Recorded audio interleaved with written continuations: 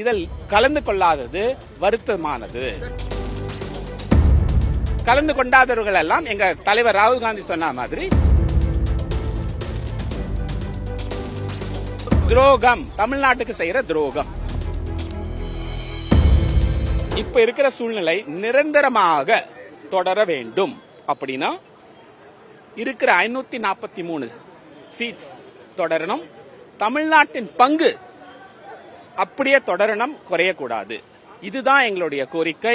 இந்த கோரிக்கைக்காக நாங்க எல்லோரும் ஒரே குரலில் தமிழ்நாட்டின் உரிமைகளை பாதுகாப்போம் அப்படின்ற ஒரு முடிவு எடுக்கப்பட்டுள்ளது. திமுக அதிமுக அதாவது ஒரு கட்சி 6 முறை தமிழ்நாட்டை ஆண்டு, இன்னொரு கட்சி 5 முறை தமிழ்நாட்டை ஆண்டு. இது ஒரு தமிழக மக்களுக்காக தமிழ்நாட்டின் சுதந்திரமும் உரிமையையும் பாதுகாப்பதற்காக கூட்டப்பட்ட மீட்டிங். இதில் கலந்து கொள்ளாதது வருத்தமானது, வருத்தத்தை தெரிவிக்கிறது. அது அவங்கள தான் கேட்கணும், ஏன் கலந்து கொள்ளல. அனைத்து கட்சி கூட்டமாக தான் கூட்டப்பட்டது. ஆகையால் தமிழ்நாட்டின் சார்பாக எந்தெந்த கட்சிகள் எல்லாம் போராட தயாரா இருந்தாங்களோ அவங்க எல்லாம் கலந்து கொண்டார்கள்.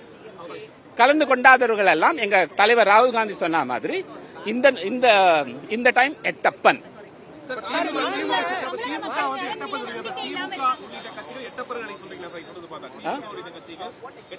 துரோகம், தமிழ்நாட்டுக்கு செய்யற துரோகம். அதாவது மீட்டிங்காக சொல்லல, இந்த மசோதாவை வெளிப்படையாகவோ மறைமுகமாகவோ ஆதரவு தெரிவித்தால் அது துரோகம். ஓகே.